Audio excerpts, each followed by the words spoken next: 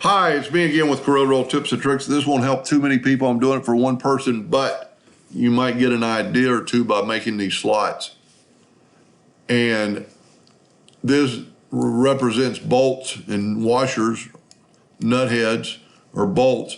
And it actually, what it does, it allows this, there's two plates, there's a bottom plate and the top plate. It allows the top plate to spin, and then you could tighten the nuts up and it wouldn't, I think he's gonna have some tabs on it and it's gonna lock on a barrel. So this is very easily done. I actually did a video almost exactly like this morning, but not for these slots, but just show you how to do it. We're gonna make this with our ratio locked. I'm gonna make it 12 inches and put it in the center page. Then double click on your pen tool down here and go to inches, no matter what you have it normally set on, because we want 1/2 inch.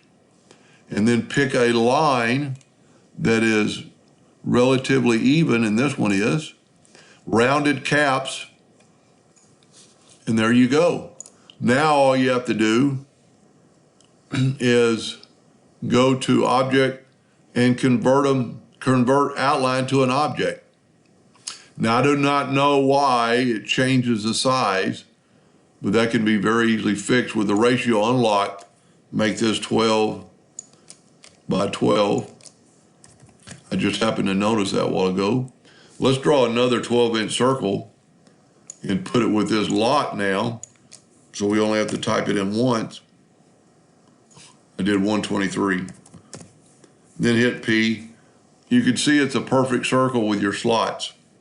We're actually going to make that circle now 13, and we're going to take these slots and left click, no fill.